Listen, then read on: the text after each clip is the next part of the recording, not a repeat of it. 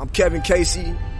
I'm a professional mixed martial arts fighter. And right now what I'm about to do is issue a warning out to all other competitors. I don't want overs. I just expect them to happen. Fatty's gonna fatty is real. He is terrible! We gotta know how many wieners are going down these dudes' throats. I'm gonna go quick because I don't give a fuck about anything that's gonna happen on Saturday. Hello, Wes, I guess. Yeah, we're a little short-staffed this week. It's been a bit of a shit show getting a podcast out, all kinds of busyness. I know you were pretty damn busy this week, Wes, as was I. So how's it going? How you been? I know the big holiday's coming up for you, and the holiday for me is coming up as well. So it should be a good time. Yeah, been busy as hell, man. It's been kind of that dog in the burning house. Everything's fine around here. We're about 12 inches up on rain for the year. Half the Midwest is underwater, so it kind of fucks up my work schedule, but we're all good, I'm landlocked, baby. I'm way off the coast. You're safe. I won't be underwater, but it might be 150 degrees in the daytime, but you know what I'm saying? I won't be underwater. Got the holiday weekend coming up, which is kind of bittersweet for me because of got, John Jones is fighting, but I literally have a fucking wedding I got to go to, and I never go to weddings. Nobody or everybody around me's been married and done with all that. Yep. But apparently my wife's cousin, which I've known him since he was, probably 10 years old, but him and his girlfriend decided after being together for about a decade, they're gonna get married on 4th of July weekend. Perfect timing. I'm gonna miss a live UFC card. The last one I missed was actually my birthday weekend this year. I missed a card and I only missed half of it live, which I got home and fast forward. But this one, and besides that, I even said it back then, the last live card of UFC that I missed, didn't watch live, was Brock Carwin, 4th of July. Was that 4th of July. 116? Yeah, it was 4th of July weekend, actually, of however many years ago. It's been, I think, 9 or 10 years, something like that. Yeah. So, it's a holiday, but, when you got to get drug out by the wife, I can't really say no because I like being touched by a woman. Yep. Touching yourself gets kind of old. Yeah. I'm gonna be missing it too. I'm gonna be I'm gonna be out in the fucking forest in the middle of the mountains. Nice. with no cell service. So I guess I'm gonna catch up on the ride home on Sunday afternoon or whatever. Because doing typical white people shit, going out into the forest and living like it's the 1800s. So that's what we do. Good stuff. Yeah. But yeah, and then you got your favorite event of the year, the old hot dog eating contest. That's next Saturday, right? Yeah, that's on. I believe it's Saturday. I mean, the only person that comes close to being as much of an American hero as Joey Chestnut is maybe Megan Rapinoe after today. You know what I'm saying? She's probably the only one that comes close to being the American hero that Joey Chestnut is. I don't know if we talked about it last week or not, but that fucking douchebag that put out the tweet saying you got some kind of problem if you bet on the because hot dog. New Jersey is not allowing people in the state to legally gamble on the hot dog eating contest, so they petitioned again today. They tried to petition again today. Nathan's did. They haven't decided yet again. Actually, Nathan's petitioned them. The actual hot dog eating contest. They want to bet. I mean, who doesn't fucking want to bet the? I think our boy Bo sharp money's on the under. I think that is the sharp money this year because they tried to undervalue old Joey after the divorce and all that, and they went way too low. I think now they they're going a little bit too high. So 73.5 hot dogs is the over under. That is an absolute shit ton of hot dogs. And we know how the heat can get up there in New Jersey on 4th of July weekend. So you gotta have the weather report. You gotta gotta do your tape study, man. This is serious business. The humidity and dew point numbers are just facts that you have to have. I mean, you got to put that in there. But Bo's he's got the sharp money on the hot dog eating contest. If there was one dude, I would go against my own feelings and tell on the hot dog eating contest. It would be the Canadian guy. Well, you bet the under, and you hope for the over, and you hope for just a great July 4th weekend. You know. Yeah. I mean, it's what's more American than watching Caucasians shove fucking grinded up meat sacks into their gullets and having a little money on it. I mean, that's as American as it gets, man. Yes, sir. All right, I guess we'll run through last week's card. It was a pretty good card, actually. Some decent fights, some kind of crazy finishes. I lost a bit of money on it, but not too bad. Interesting enough, you very rarely see an undercard fight, and especially the first fight of the night, actually win fight of the night. Darren Wynn defeats Eric Spicely. Man, is that guy short. Like, I know we talked about it. Yeah. And we're like, oh yeah, he's pretty short for a middleweight. This dude's a blown up welterweight fighting at middleweight. Yeah, he'd be short at welterweight. Yeah, it's or he's a light. Yeah, it's lightweight or a featherweight. Yeah, and then I guess we'll just roll through, and then you can speak on what you want. Molly McCann defeats Lipsky as a almost 3-1, 2.5-1 underdog. It was a pretty decent upset. Rosenstruck knocks out Crowder in 9 seconds. That's called karma. Second fastest knockout ever. That's called karma for taking a DQ win over the wife beater. Yeah. Last time out, Luis Pena takes out Matt Wyman in a fight where Matt Wyman should have stayed retired. Don't come back after 5 years out of this sport, because you'll get smashed on by pretty much just an up-and-coming fighter that's not even that highly touted at this point. And then Ashley Yoder beat Sierra Kondo by decision, just waxed her. And then a fun fight between Dan Ige and Kevin Aguilar, with Ige beating Aguilar. What are your thoughts, Wes? Yeah, that Wynn Spicely fight was good as hell, man. That probably definitely deserved fight of the night. But like you said, we touched on it, man. At 185, Darren Wynn's gonna be in all kinds of trouble, dude. Like, seriously, he was getting fucking rocked by Eric Spicely on the feet, man. I mean, not a great sign. No, not at all, man. I mean, he's got skills. Don't get me wrong. I mean, he's got good MMA skills. I mean, he did a lot of really good stuff, but that height is a problem. At 185, that's just crazy, man. I mean, there's just some monsters at 185. I mean, I put a little bet on Spicely, and if you're going to have Wynn at minus 400 against a lot of guys at 185, man, I'm either going to hit a nice win or I'm going to lose a lot of money betting against that guy. I don't know if it's possible for him to make 170. I would hope so. I mean, he's a fucking fire hydrant, but True.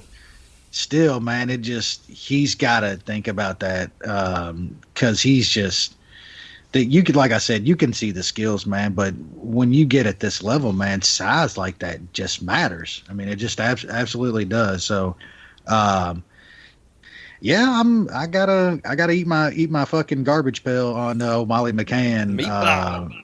Yeah, I mean, she won that fight. I even thought at her first fight, her hands had looked decent, man. I mean, she's got and she's got a little pop for a chick fighter, which is kind of rare. But man, she was fighting a fucking trash can, man. So I don't know what you're supposed to do. You're just supposed to stay away from most of these women's fights. They're just, yeah, like Shaun continue to, hit that shit at like a 90% clip. Yeah. My boy Rosenstruck, he's a fucking problem, man. I mean, we're going to have to start like, I know he starched out fucking Alan Crowder. It's not, he's not beat, his 2 fights ain't against great competition, but I mean, there's just not a lot of guys up here, man. No, it's heavyweights. So yeah, a lot of matchups, guys aren't going to be able to get him down, and then it's going to be scary.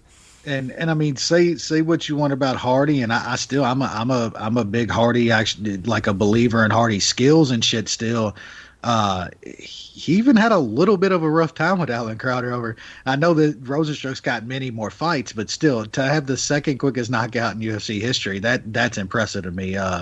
That's what you're supposed to do against guys like Alan Crowder at heavyweight. So, yeah, I mean, I want to see more of that dude. Yeah, I mean, I like Luis Pena a lot. I did coming off tough, but I just don't know how much you're supposed to put into a win like this. This is one of the most mysterious matchmaking fight. I can't explain it. I've never seen anything like it. Matt Wyman's been gone for 5 years, comes back for some fucking reason, and you feed him an up and coming prospect like Luis Pena. I have no idea. I don't really know what that did for either guy, really. And then, who gives a shit about Yoder? She can cook more brisket with Dan Henderson and Tan up there in California. Man, I bet Aguilar, but I thought that was probably even going into the third, maybe. Mm-hmm. Ige took that fight. I mean, props to him. He went out in the third and took that fight. Kevin Aguilar's got a fucking chin made of just brick. I mean, the shit that dude took. I still like Kevin Aguilar, man. I thought he was going to be the more experienced guy in that fight, and I think it showed in the second round. But then in the third round, the problems I saw with Ige, the youngness, the freshness, the being the more athletic, quicker guy, it caught up, and he took that fight, man. That was an impressive win for Ige, in my opinion.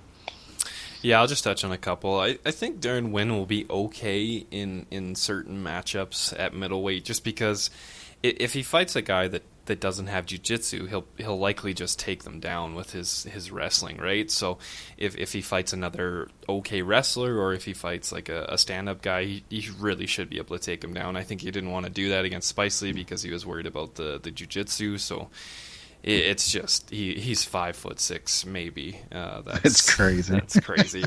I was surprised by the Ige Aguilar fight. I kind of thought Aguilar would have the advantage in the stand up. Ige would have the advantage on the ground, but Ige was just able to clip Aguilar at some perfect times and take advantage. I think that line was pretty close to right. But it was a good fight, and we'll see what Ige's on a bit of a roll now. So we'll see what he gets in a step up next time. On to the main card, we had likely probably one of the worst decisions of this year. Kevin Holland defeating Alessio Dushrenko. Andrea Lee defeating Montana De La Rosa 30-27, 30-27, 29-28. Then we had Andre Ewell defeating Anderson Dos Santos. Not sure why that's on the main card. And then we had Randy Brown defeating Barberina by TKO. I had goes to decision in on that card, or on that fight at like -110, and it looked like it was sailing over. And then Randy Brown just lands a shot to the body and was able to take him out. And then just a pretty damn quick main event, and the underdogs continue to reign supreme in the last year in main events, with the Korean Zombie taking out Renato Moicano with just an absolute sick punch to drop him, and then good ground movement, and was able to take him out. What are your thoughts, Wes? Yeah, that DiCirico fight was just atrocious, man. I mean, I bet him, but everybody thought. I don't even put a lot of stock in the media decision stuff, but like everybody every fucking body scored that fight for him. There was I would say about a quarter of the people gave it 30-27 to D. Chirico. He did. He won every round. Like even the people that were arguing for Holland getting even went into third, I think was a little off. He literally did nothing, like absolutely nothing in the third round. Just insane. Yeah. It wasn't even a split. It was unanimous. That's crazy. Yeah, that was just that was a really bad decision, man. I don't give a shit about the chick fight. Andre like you said, don't know why that was on the main card. Yeah, I mean, say what you want about Randy Brown though, man, but or even Brian Barberina, it's impressive to finish that dude like that. I mean, he's a really tough out every time, but we said it last week. You don't want to be laying juice like that on Brian Barberina. You want him as the 2-1 dog. You know what I'm saying? Mm-hmm. And fights like that. So yeah, I had a little bit on Randy Brown, and glad to cash that. And then, I got the main wrong. And even outside of like all these underdogs hitting in main events, I think it's like 11 out of 14 or something like that. 11 out of the past 14 main events, which is crazy considering like 2 years ago and stuff, Faves won at like a 70-something% clip in every UFC fight. According to our Toutmaster picks. And now it's just, man, and in the main events, it's kind of crazy. I think line making has been a little bit off here and there lately. Like we've had some crazy lines here, but it's just crazy to see it in the main event like that. And, I got this one completely wrong, man. And Chan Sung Jung he's won like 6 or 7 out of 9 as an underdog. Like he's always an underdog. The dude, and what sucks is like I had him big against Yair. You know what I'm saying? Yep. Like, and we're just cruising. I'm over drinking a cold beer. We're watching. I'm like, man, shit, I'm gonna catch a good one. I think Jeremy was on him big too, and then like out of nowhere, and then wasn't on him here, man. Impressive, like you said. The punch he landed was. He's getting better. What's crazy? That guy's getting better. He's gotten a lot better. Which is insane how little he's fought in the last like 5 years, and he seems to just be getting better. I think one big thing with him is that dude. He left over there, and he comes to the States. He leaves everything and comes and trains in real gyms. Guys that have, the best wrestling in the world, a lot of the best boxing coaches in the world, and you can see it, man. You those guys got to get out of over. I mean, we even talk about guys in the, they got a couple champs in the Oceanic area and stuff like that. But most of those guys, unless you're, just special, you got to get away from over there, man. There's just not. It ain't just the coaching; it's the guys to train with, And Chan Sung Jung did that, man. He's gotten better, and he wins again as an underdog. Yeah, myself, the last 11 main events that I've bet on, I've went 2-9. Man. Yeah, I have not been picking those right. I think one of them that I got right is like John Jones, so it's pretty damn bad. Korean Zombie's just always underrated. One of the guys is in our chat. Posted he's 5-2 in his last 7 fights. That's what it is. And he was plus 200, plus 165, plus 300, plus 475, and even money in the 5 wins. And the 2 losses, he was plus 122 and plus 705. So dude is just always the underdog and has been performing way better than anybody thinks he should be. So yeah, it's kind of crazy. He lost to Yair there, and then fights Moicano, who is top 5, I think, in the featherweight, and just starches him after losing to like the 10th or 12th rank, whatever Yair was. So, man, Zombie's always good to watch. So good to see him win there, even though I lost some money. But yeah, not much you can do there. So yeah, I guess we'll. They're fighting in Minneapolis, Minnesota this weekend. It's wonder if Luca come hang out with him. Oh man, he's chilling in Vegas all day. Nah, he's in mom's basement. Shut the fuck up. We start the card with a heavyweight fight between the diaper man himself, Junior Albini, taking on the crochet boss, Maurice Green. What do you got, Wes? Yeah, man. I like me some Maurice Green, man. He's a fucking moron, dude. But he's won me some decent money, man. Since coming to Tough, especially that first fight. The first fight he had out of the house, I believe it was against Batista. Batista. I hammered that. Like I said, I've said it 1,000 times before. If you take the time and watch that dumbass show and get through it, watch the fights. A lot of people want to fast forward through the show and shit and watch the fights, but I'm telling you, you can learn a lot by watching those guys train and watching those guys interact with each other. And so that season, I hit a couple big ones on that night.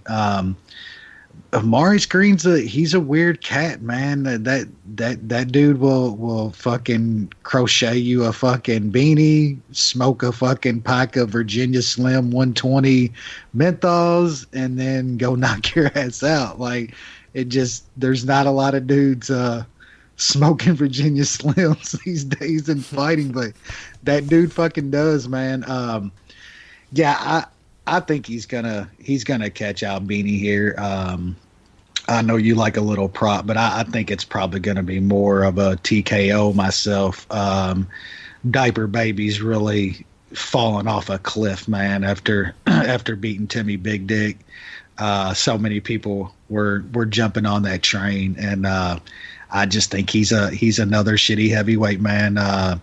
He's gonna strike with Maurice Green here, and I think people forget that Maurice Green was a glory kickboxer before he was in the UFC and shit. That guy can throw some shit. So I think he knocks out Albini here, and I'll be betting him.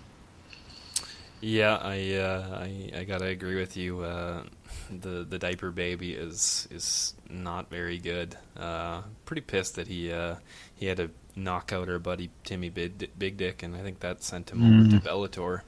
And then just lost 3 straight to Arlovsky, Olenek, and then last time got knocked out by Rosenstruck. Maurice Green, yeah, like you said, he was was it K1 or was it Glory? He was in Glory. Glory, yeah. Yeah. Glory kickboxer, and definitely had some success there, so he can definitely hold his own on his feet, and he actually started out as a jiu-jitsu guy. That's kind of where his base came from, and he just picked up kickboxing. So I likely Green knocks out the Diaper Baby, but I had to throw a little dart on Green by submission. He does have a bunch of submission wins. Whether he drops the Diaper Baby, or likely that will be half like he's not going to probably take down Albini. He'll have to drop him.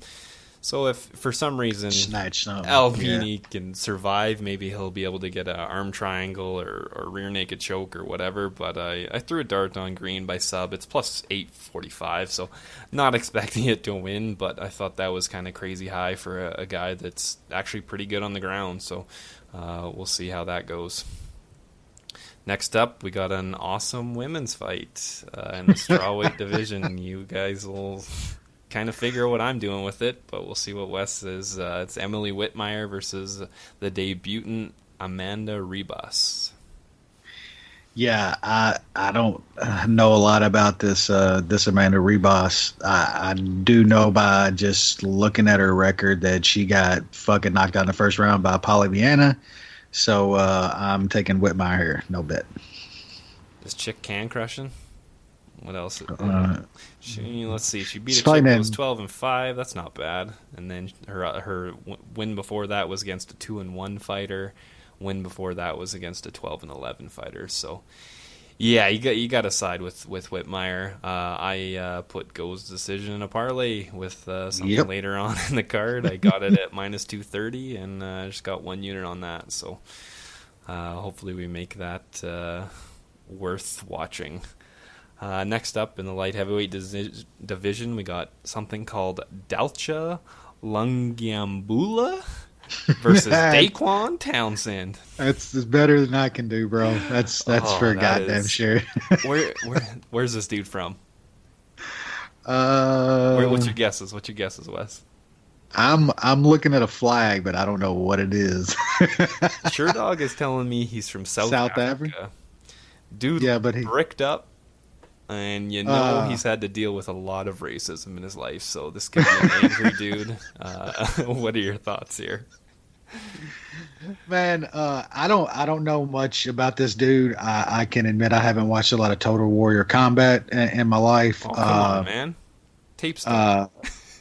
He looked just jacked the fuck up at the weigh-ins, dude. Like, this dude could literally piss a hole through fucking half-inch steel. There's no fucking doubt about it. This is like a really short notice fight. I think Townsend got the call for this fight like last week, I believe, or something like that. Man, there's just so many unknowns here. Dalch's over 3-1 fave here. I guess I'm gonna pick him, but I can't bet this fight. It's just way too many unknowns. I don't know enough about this dude to lay any kind of juice like that. But he'll be the pick by KO. Yeah, you kind of never know how good these guys are coming from EFC. Yeah. There's quite the mix coming from there. You get just absolute cans, and then some guys that actually have some skill. The Dalcha, he only has like 2 fights in the last like year and a half. That's quite interesting. And the last time he fought was June 2018, and he went to a split decision in a 5-round fight. So I don't know what that looked like. I didn't do tape study, but I'll take him to win, likely by knockout, because he looks absolutely terrifying. Next up in the lightweight division, we got Jared Gordon versus Dan Morit. Yeah, this is another fight, man, to where a guy I think should win more often than not. I think Jared Gordon is the better guy here, but I mean that chin's getting a little sketchy to me at this point, and I don't think Moret's great or anything. He has lost to a couple decent guys, but man, laying 3-1 on Jared Gordon at this point against a pretty tough guy, man, that's just playing with fire in my opinion. Even though I do think he's the way more talented guy, we just find it happening more and more. These dudes that are 3 or 4-1, man, and have little bit sketchy chins against a tough dude. It's a recipe for disaster. So I'm going to pick Jared Gordon here, but I'm not touching this fight with my money. Yeah, there's quite a few of these fights on this card where the favorite's like -300 anywhere around there, and it's just like, ugh. Should win, but red flags everywhere. Sketchy, and I don't have the balls to play most of these guys. So Morit only has 1 KO on his record. He's got 8 subs for wins, so I think Jared Gordon could be safe. He was winning that Joaquim Silva fight till he got caught. Like you said, more skilled fighter, should win, not touching at -300 or whatever the hell it is, -310 right now. So yeah, I'll pick him, but not getting anywhere near that one. Ooh, next up, one of the guys that we put some money into and thought he was going to be something, and it has not really turned out well for us. In the light heavyweight division, we got Eric Anders versus Vinicius Moreira. Yeah, I kept giving him a pass, and Anders ain't got it, man. He's not that dude, and now he's not that dude, and he's got fucking applesauce brains, because that fucking guy's been beat up every which fucking way over the past couple years, and it's a lot of damage in a very short amount of time. That dude just refused to take time off and shit, man. So he should win this fight, though. I mean, don't get me wrong. He should definitely win this fight, but this is another exact scenario that we just talked about. Minus 290, 3-1 fave should absolutely roll here, but there's just way too many red flags with Eric Anders now. So I'm not touching it with my money, but I'll say it again. Yeah, Anders, I thought that dude was going to be really, really good, man. I don't know where it went wrong either, because he shows flashes of brilliance. You know what I'm saying? I mean, he's shown flashes of being a really, really good fighter, and then just does, I don't know, dumb shit. You can't explain it, but he's done now. Should win this fight, though. You know what it is? He's wearing an SBG shirt in his Sherdog photo. That's not sure why the hell he's wearing that in that photo, but yeah. I mean, it kind of looks like the UFC is trying to get him a win here. They're putting him up against Mejia. Mejia's a sub guy. Anders should be able to stay off the ground and do work on the feet, but I mean, even when he's been going against guys on the feet, he's the output is just not there. It's so getting sketchy. Hit a lot, and he's been getting hit on. Like, Roundtree beat the living fuck out of him, and that wasn't even that. That was in April, May, June. Yep. Like, that was just over 3 months ago, and that dude he dropped won't take like time 6. off. That guy got dropped like 6 times in that fight. I was so pissed. I had Roundtree by TKO, and somehow I did not fucking win that. Yeah, that's kind of crazy that he's not taking any more time off. He's fought a lot. He got the fucking, he was pissing shit and blood after Thiago Santos. That dude fought like 2 months later. You know what I'm saying? Like, he won't fucking take time off, man. This will be his 5th fight in 10 months. That's crazy. That's insane. Especially the fights that he's had. It ain't like it's not Peter Yan quick, or something. Quick, easy wins. Like, I mean, he was losing the Tim Williams fight till he got the Hail Mary. Just gets smashed on by Thiago Santos. The Theodoro fight was whatever. He didn't take too much damage there. And then just got mauled by Khalil Roundtree.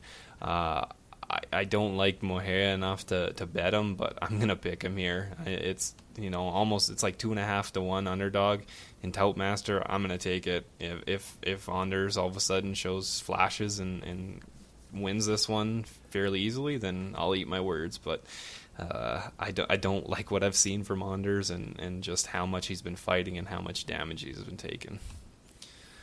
Next up, we got this is a thrown together fight. I was probably going to have a bet on this before it got changed. Bantamweight fight between Ricardo Ramos and Journey Newson.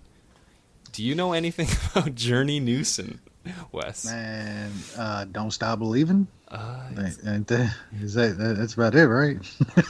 Where is this guy fucking? He's fighting something called Koga. And CS, whatever the fuck CS is, like, not even a well-known regional fighter, just some guy that they are tossing to Ramos. He's the number 1 ranked guy in the Pacific Northwest. Oh shit! Look out!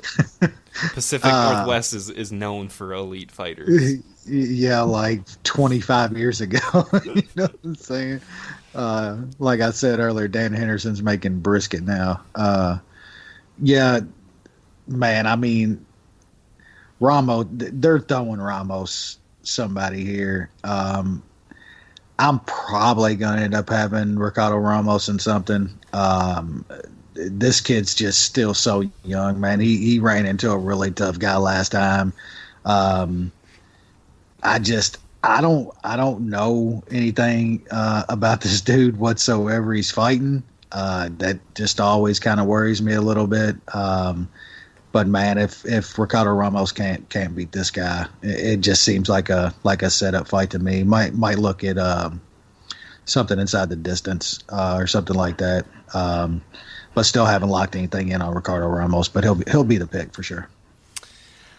I don't know I don't know if UFC just can't find guys ready to go. Like this guy, fair enough. The fight's late notice. I forget when they reschedule us. It's not that late. Like Sergio Pettis has been out for a little while. This guy, he only has 2 fights in the last year. Like there's no active guys on the regional scene that they could get in here. Like they got to be just like, okay, Ramos, we'll give you a live body. This guy, the last guy that Journey Newsom beat is 4-3, and then the guy before that is 6-12. Like, this guy should just get destroyed. He should. Yeah. It's just always sketchy when they throw these last second unknown fighters against guys that have been in the UFC for a bit, but I expect Ramos to get his shit together after that loss last time out against Nurmagomedov and make a statement against this can. So I'll pick Ricardo Ramos. On to the main card. A guy that it ends here. A lot of people have been losing a shit ton of money to in the most inexplicable ways. In the light heavyweight division, we got the Bear Jew Paul Craig versus Alonzo Menifield. Look, man, Paul Craig fucking sucks, dude. Like, straight up. I don't know how this dude keeps fucking rolling fucking Lance Fishel Las Vegas Hard 8s every fucking time. It's not happening this time, Fishel. This shit ends this time, dude. I mean, he should be fucking 0 for his last 5. Let's be real here. Like, he should be 0 for his last 5 with a couple brutal knockouts. I mean, he was getting rolled by Ankalev. Got the fucking choke. He was getting rolled by this dude last time, and this fucking idiot just kept jumping in his guard, begging. I mean, just beating the shit out of him for fucking 3 rounds. Menifield is going to starch him. This is the difference between Ankalev and this last dude. Menifield's got insane power. He's not going to be playing around in Bear Jew's guard after he beats the shit out of him. Menifield's going to get a knockout here. I will have a sizable bet on Menifield. One of my bigger bets of the card.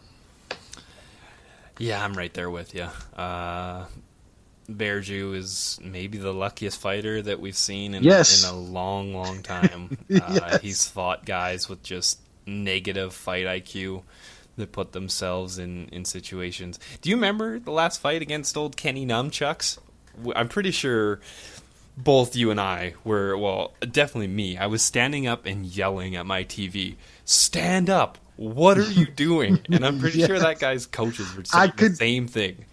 I could see the same thing happening, flashing in front of my eyes, dude. There's Ankalev. I could see it happening right in front of my eyes. Yeah, I was screaming the same shit. What are you doing? Just stand up and you'll win.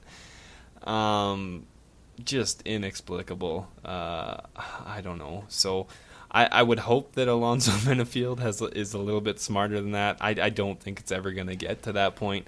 I think he comes in, starches the Bear Jew, doesn't put himself in even close to that situation. It'll be over way before that. And order will be restored in the universe. I haven't played Menifield. Him inside the distance, or him TKO was minus 125. I think that's probably worth a shot. Yeah, if he somehow pulls this again, I don't know. Like he should just retire because there's no way it can get better than that. He should go buy some Powerball tickets. Yeah, because this motherfucker, it would be insane if this shit happens again. Like the skill gap here is just insane. It's going to be crazy how big the skill gap is here. It's insane. Next up, we go down to the lightweight division. We got our Marco Polo Reyes against Drew Dober. Yeah, this is Dober should just run shop on Marco Polo here, man. I just Dober's kind of. I think he's more skilled than a guy like Barberina, though. But he's another guy that I don't want to be laying that kind of juice on a guy. He should absolutely just win this fight against Polo Reyes fairly easy. It should be a fairly easy decision, maybe a later finish, but I can't bring myself to lay over 3-1 on Drew Dober. Yeah, Drew Dober, he likely could just lay on Polo Reyes for 3 rounds. That would probably be his easiest way to victory. Yeah. Polo Reyes gets in slugfests, and that's kind of the only way that I can see him winning is if he just draws Dober into just a rock'em sock'em robot fight and somehow clips him. I would hope Drew Dober's smart enough to not do that. He looked decent against Dariush early, and then kind of Dariush got his head together and went back to his bread and butter. So yeah, Dober's definitely this better fighter. Should be able to take him out fairly easily, but I don't want to touch him in that minus 300 range. I think there's better spots on this card. Staying in the lightweight division, we got he's the Dana White Contender Series alum Roosevelt Roberts versus old Vink Pickle.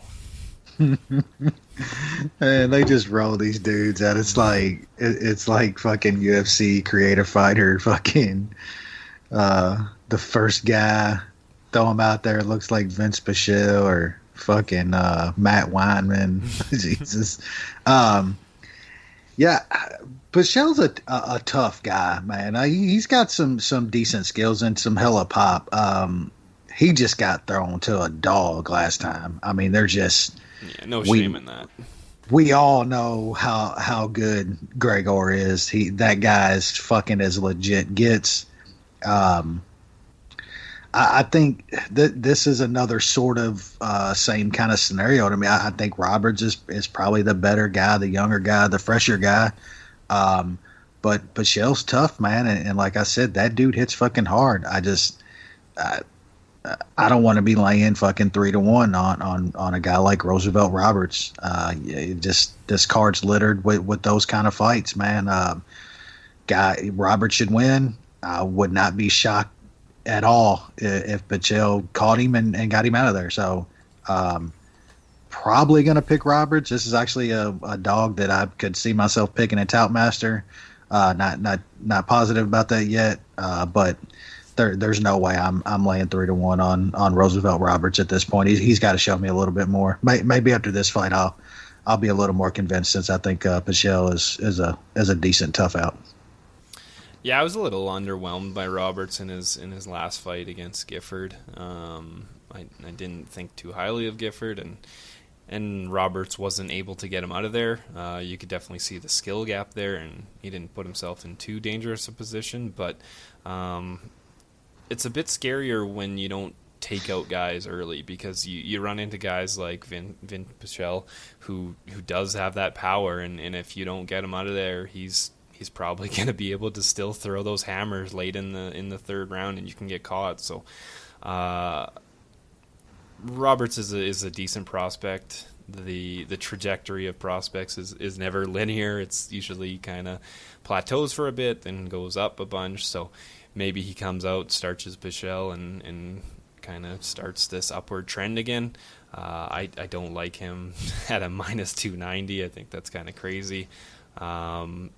But I think he's the much more skilled fighter. He should be able to use his skills to kickbox his way to a decent decision. So I'll pick Roberts.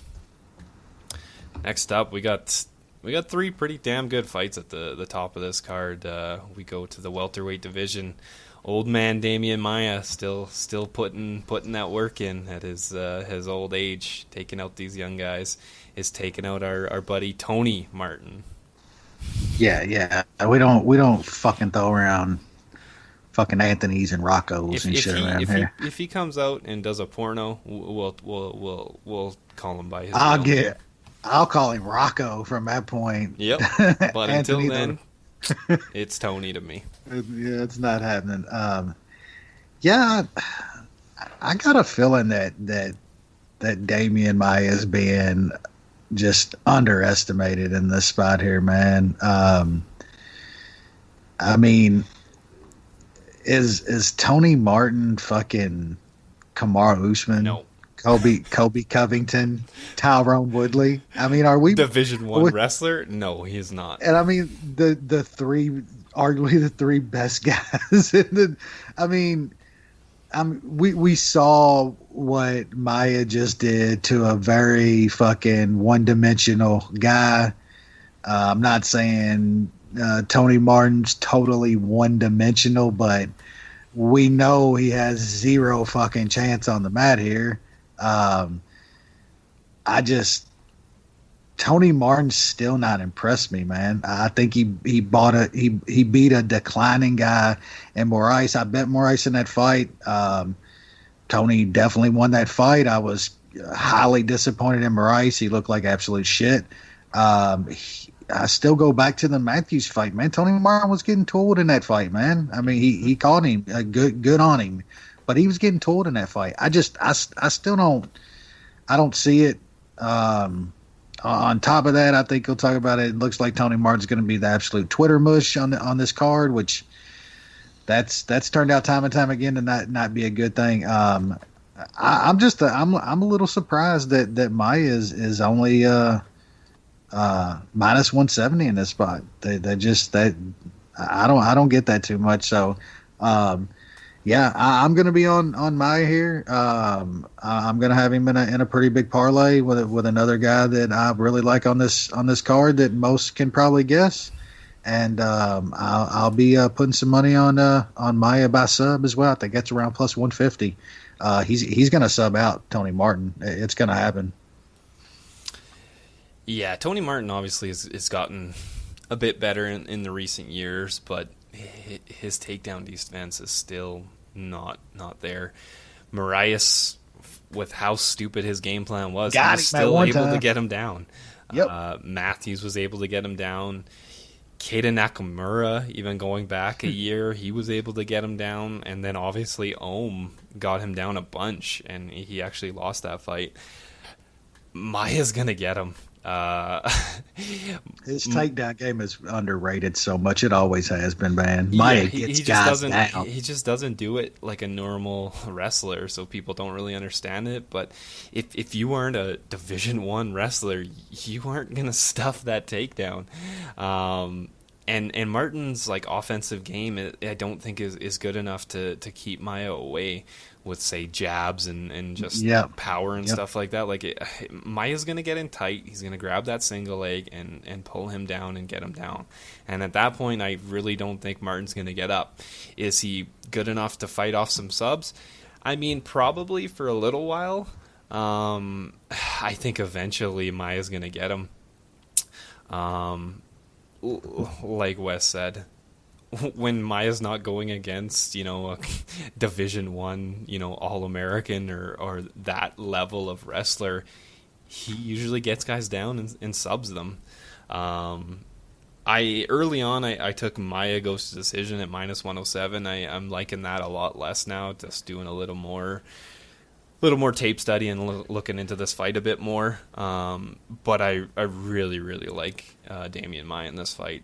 I just think he's just going to get him down and put him away. I have him in 3 different parlays. I got him to close the ladies over. That's for 1 unit at plus 121. I got him in a 2-person parlay and then a 3-person parlay. So I'm pretty decent size on Maya. I got 3 units on him, and then goes decision, which I like a little bit less. But yeah, I think he's still there, man. He I don't know if this is gonna look exactly like the Lyman Good fight, but it might. His top game, game and his takedowns are so good, and I just don't think Tony Martin's takedown defense and his offense is enough to keep Maya off of him. So that's actually going to be the first leg of our consensus parlay. We got Damian Maya at minus 170. Now up to the co-main event. Supposedly a title shot is on the line, even though what the hell are they doing at flyweight, especially with I know.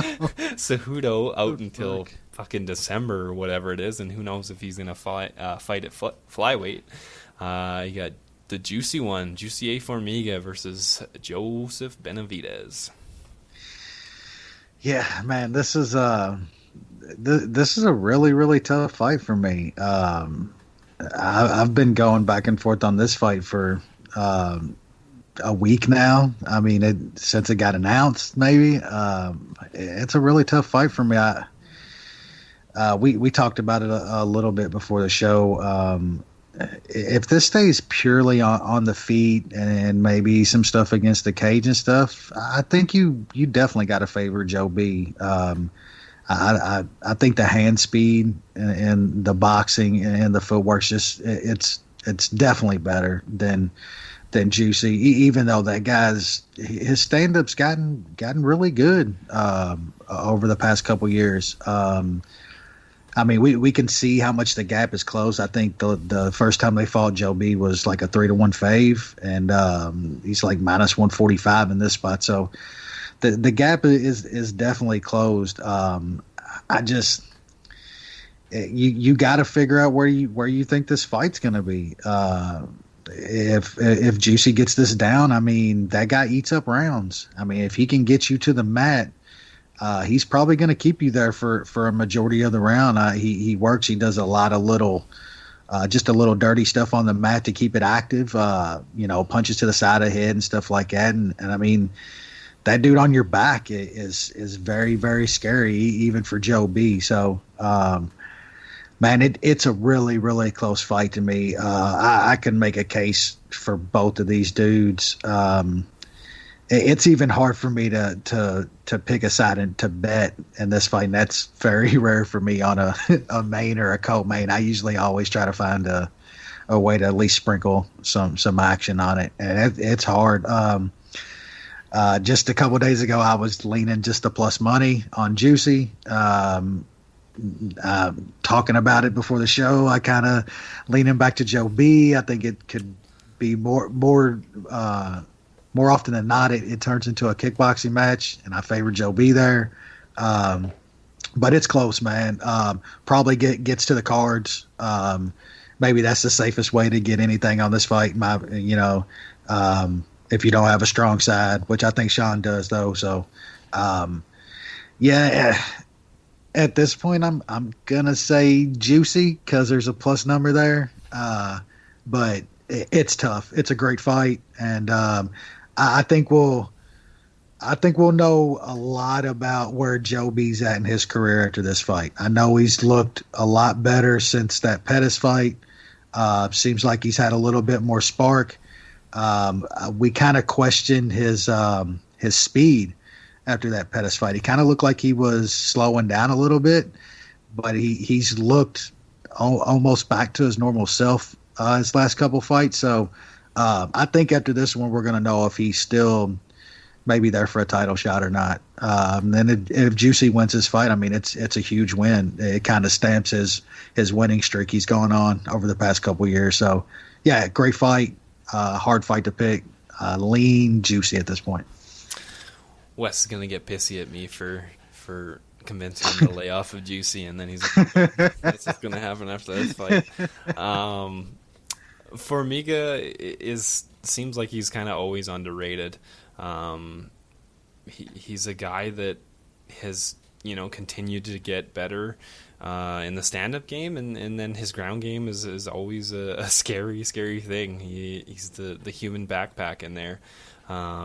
I thought Figueiredo had a chance against him last time. I bet Figueiredo, and Formiga just shut it down. He was competitive and even edging Figueiredo on the feet, using just more action and less power punches, and then just picked his spots and was able to get Figueiredo down and pretty much lock up the round. That is a bit worrisome against Benavidez. Ortiz was able to get Benavidez down last time, but I think Ortiz is a bit of a better wrestler than Formiga. Like Wes, I was kind of on the fade Joe B train after that Pettis loss, and he's kind of just shoved it in my face. that knockout of Alex Perez, and then a fairly easy win against Ortiz. Or no, well, I guess that wasn't a fairly easy win. It was tied going into the third, and then he was able to put a stamp on it in the third. But I just think Benavidez is good enough that he just has the edges. He's going to have the edge when it's on the feet. I think his hands are still there. He's shown some power lately. Formiga might be able to keep up with him for a bit, but I just think over the long run Benavidez will edge him out, and I think Benavidez will be good enough not to get caught on the ground. Hopefully it doesn't really go there. When Formiga gets you down and locks in that body triangle, it's pretty much a write-off for that round, and then you just got to protect your neck. I just give Benavidez the edge kind of in every facet. I think he keeps it standing for the most part. In the scrambles, he doesn't get caught and gets away. So I like Benavidez quite a bit. I also do like goes to decision. I got that in a parlay with somebody in the main event. And then I have Benavidez in 3 different parlays. I got him with Maya at plus 150 for a unit. I got him in a 3-legger. And then I got him with somebody in the main event as well for a unit. So I like Benavidez here. I didn't really like much on the undercard for bets, so I kind of staked more with just find my spots and then put a little bit more into them. Usually I'm kind of one or 2 units on a bunch of different guys, but I'm kind of concentrating them on what I know in this fight, and I just think Benavidez has the edge here. And now the main event. He's back. I'm super pissed. So this fight was actually supposed to happen in a fight card that I was going to. It was supposed to happen in UFC Edmonton, and then JDS got pulled because of bullshit USADA.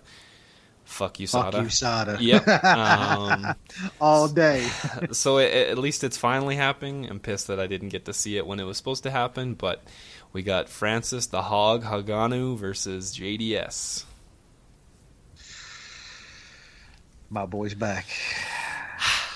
Still probably, man. Seriously, I get hyped up for Ngannou fights like I do Bones fights. Like, I think this guy's the real man. I really do. People just absolutely crushed him and rolled him off after Stipe and that whatever that Derek Lewis shit was. But man, he's proven himself again. Like the Blades win, the Kane win. I don't care if it's fucking Kane. Like, you know how many people was we know how many people was picking Kane in that fight. They was fucking everywhere. Jeremy, Lance, all you motherfuckers. This guy's proven himself, man. And saying all that, don't fight DC. Just wait, man. Just wait. You know what I'm saying? Just wait about a year, dude. Don't fight DC. Just let that motherfucker go off into Popeye's heaven, and just wait. But he's being disrespected here again, dude. Like in my opinion, he is being a 2-1 fave over JDS.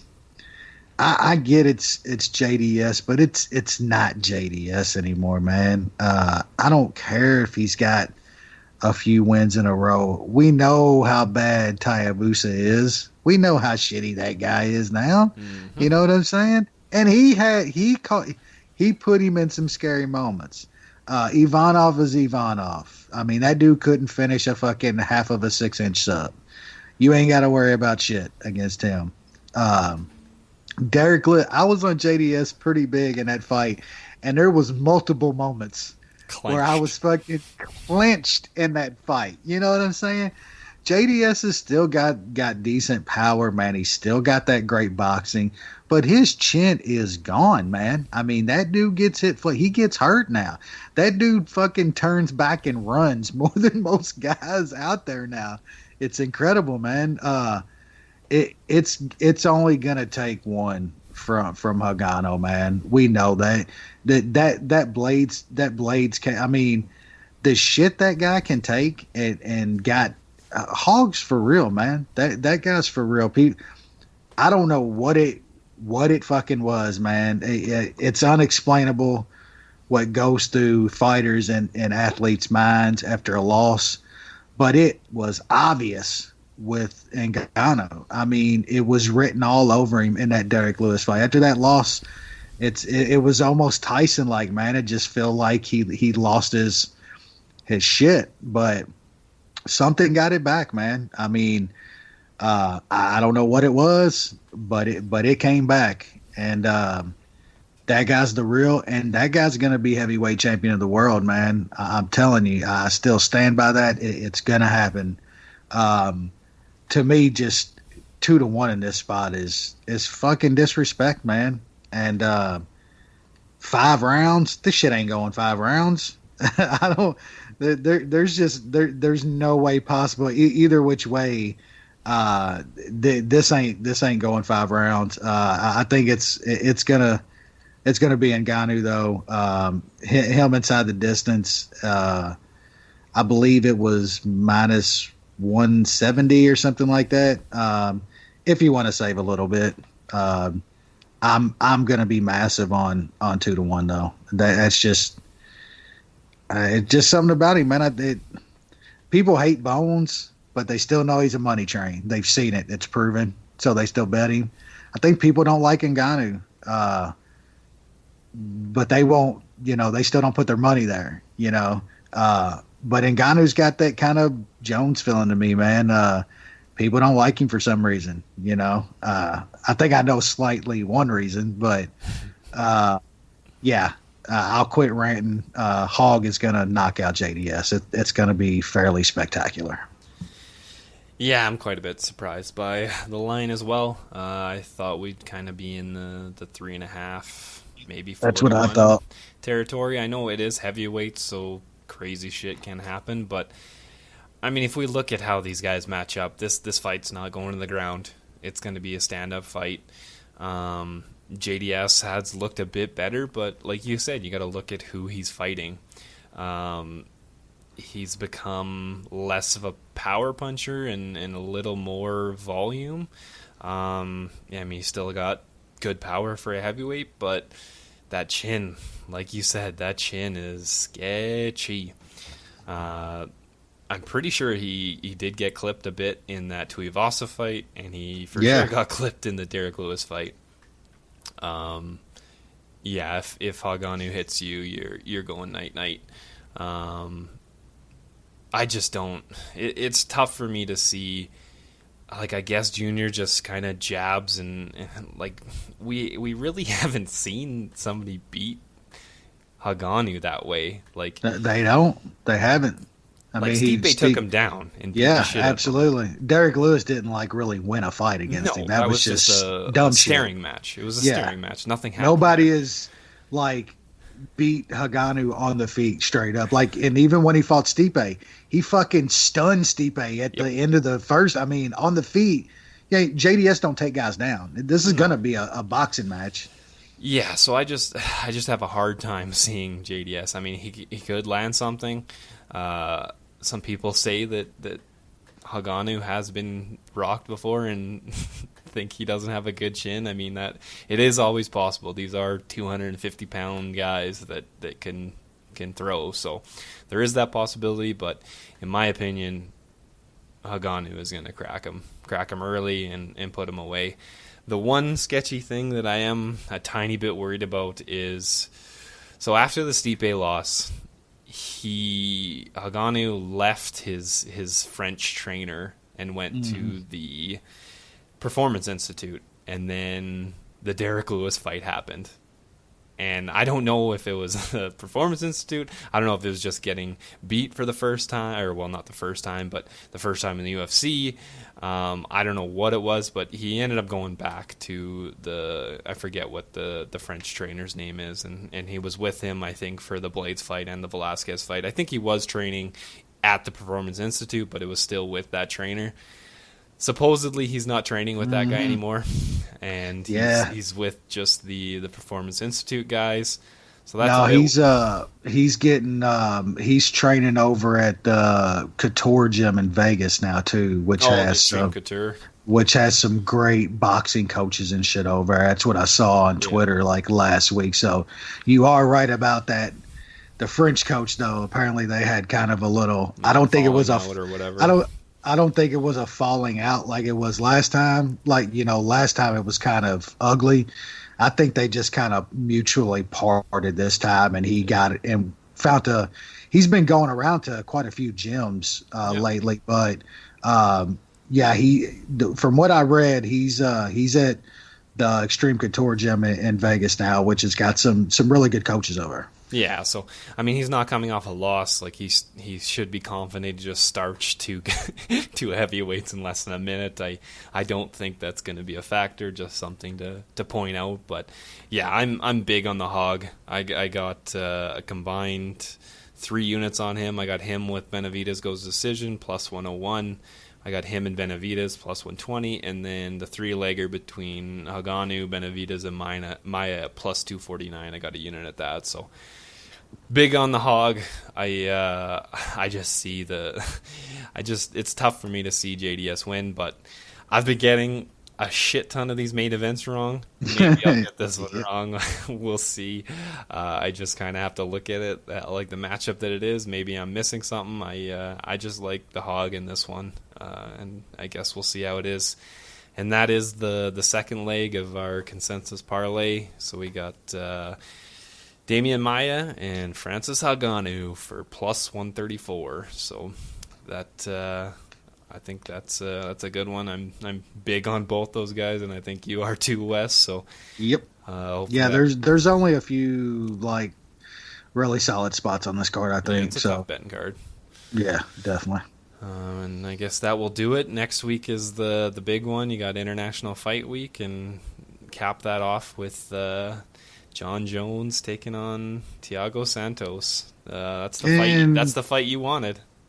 You wanted to see it. Yeah, I mean, I think we're gonna see vintage fucking Bones Jones. We're gonna see him fucking kill another fucking young hungry lion. Yes, sir. The guy's he's the best, man. I'll always like to see. I'm glad we're getting to see John Jones 3 or 4 times this year. I know, because it was only a couple years ago that we didn't know if we were ever going to see him. Yeah.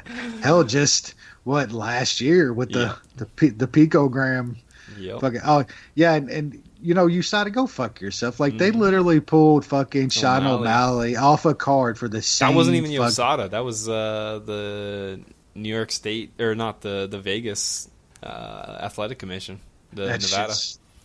That's so fucking dumb, man. Like I mean, we talk about that shit all the time. It ain't just like I get the side of the people that say I want a completely clean sport. I can respect that opinion. You know what I'm saying? Like I don't agree with it, but I can respect that. USADA gets you nowhere close to that. You know what I'm saying?